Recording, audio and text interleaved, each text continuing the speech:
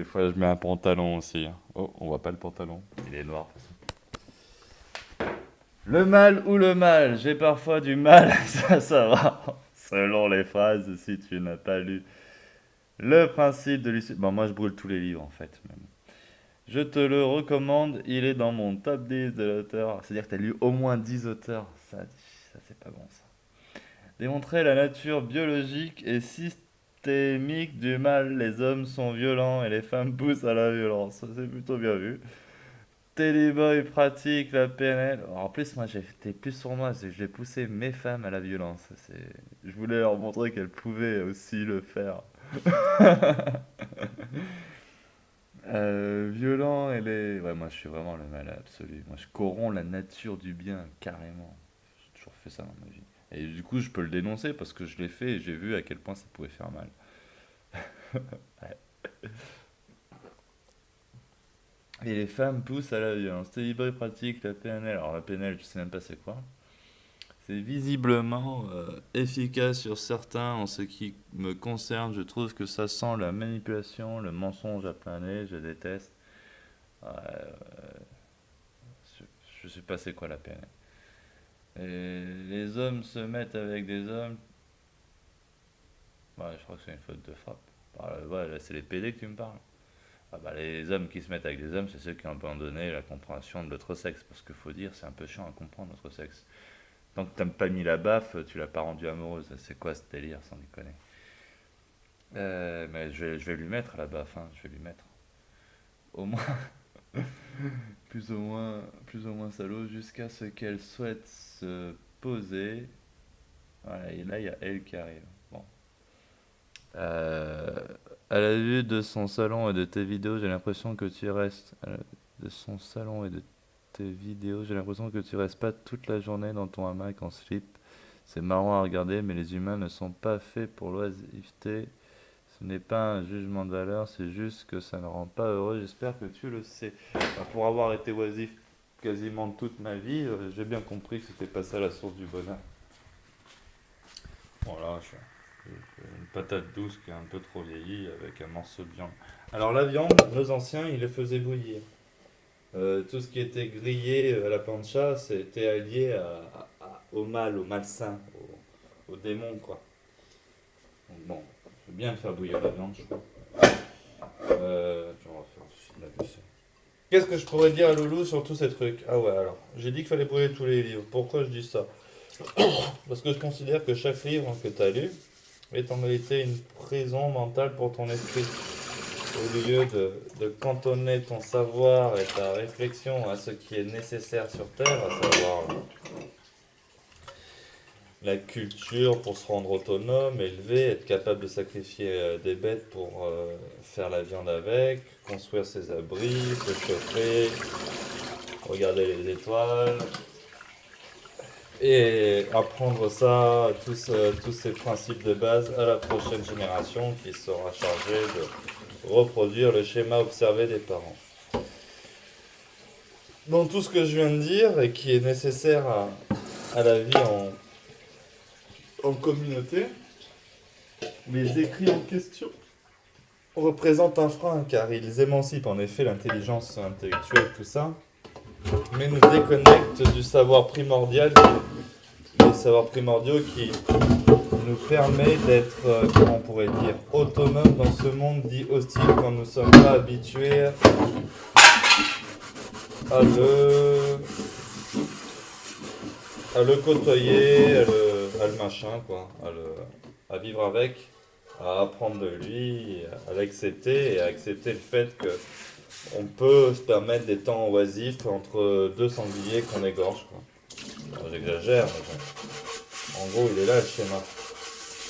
Apprendre à observer la nature, passer son temps à oisiveté pour rien, oui, ça ne sert à rien, mais quand on est oisif pendant un moment, on se met après à utiliser chaque instant pour émanciper une pensée, raisonner, réfléchir à la nature, l'observer, les oiseaux. J'observe beaucoup les guêpes, comment elles font leur nid, J'observe aussi les araignées qui font leur toile. Je vois des fois des moustiques se faire bouffer. J'élève même des moustiques pour nourrir mes araignées. Voilà, quand tu fais rien assez longtemps, tu deviens un fou qui observe la nature en continu, quoi, et qui apprend d'elle. C'est bien mieux que nature, géographie et toutes ces conneries, quoi. Donc, et ta culture? Ah oui, on va revenir sur le sujet de la culture un peu. Pour moi, la culture, c'était un socle social à l'époque des bardes. Je m'explique. Le soir, autour du feu, on harmonise la conscience du village avec les chants improvisés pour compter la direction commune initiée du lendemain, quoi.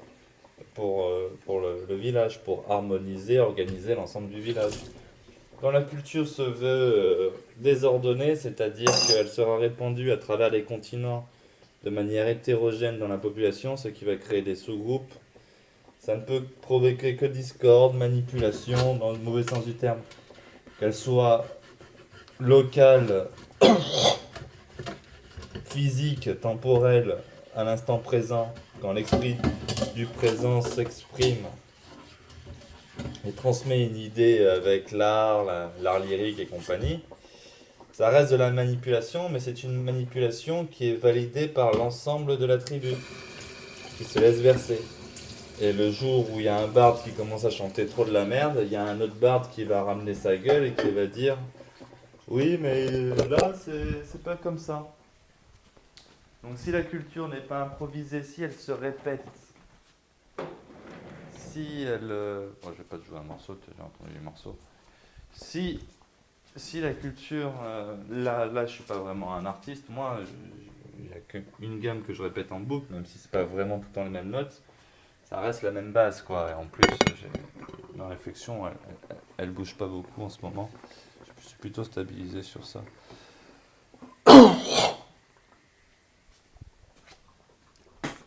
Si on oublie le fait, le rôle principal de la culture qui est de créer une cohésion sociale dans un village, et qu'on la répand comme ça, avec des prix, des CD, tout ça, ça perd son sens. On ne s'intéresse plus qu'à la beauté de ce qu'on entend, de ce qu'on écoute, plutôt que du message qui sert à harmoniser l'ensemble. Ça devient, ça devient une culture anarchique, en plus répétitive, avec les mêmes morceaux. Ce n'est plus l'esprit du présent qui s'exprime dans l'art, ça devient un esprit emprisonné dans le passé, comme tes écrits en fait.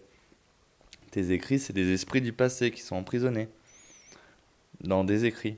Regarde, ça c'est les seuls bouquins que j'ai lus. Formulaire de haute magie, ben ça c'est avec que des diagrammes juifs. Hein. Donc en cachette, ils font de la magie. Et Diani Waou, elle a essayé de décrire tradition et enseignement des Indiens Cherokee, les Savaji. En gros, ils prétendent, eux, avoir 130 000 ans, 133 000 ans de sagesse continue sur la planète, transmise à l'oral. Et la lignée Iwao, vieille de 2700 ans, bah, il y a la petite Iwao qui a écrit un bouquin pour se botoxer et faire quelques dollars, quoi. Sonnerait société, je sais pas quoi. Donc, et même ces bouquins, ils sont corrompus. Et la nana qui a écrit ça a dit, il y a des idées que je ne pourrais pas écrire parce que c'est trop subtil pour l'esprit. On on peut pas ressentir avec 26 caractères. Donc elle montre le côté réducteur de l'écrit par rapport à la capacité de l'esprit de s'éveiller. Donc brûlons tous les écrits, et cette culture qui n'en est pas une, car elle ne fait pas cohésion, elle fait plus division qu'autre chose. Voilà, si dans une famille ils écoutent du classique comme le père franc-maçon et qu'il y a le petit con qui se met à écouter du Beatles, ça va faire un clash, quoi. Enfin, du Nirvana, peu importe. Ce que je suis en train de dire, c'est que c'est de la merde, tout ce qu'on considère comme culturel et tout. L'art contemporain, ça c'est uniquement des délits d'initiés pour faire blanchir de l'argent créer un sentiment de supériorité pour l'élite qui s'intéresse à ces trucs-là et dédaigner ceux qui n'ont pas le temps parce qu'ils travaillent 50 heures par semaine à dédier à cette fameuse culture qui en réalité n'est juste qu'une manipulation de merde, une manipulation de merde. Bon, bah j'espère que cette réflexion vous aura plu. Bonne soirée à vous. Et voilà.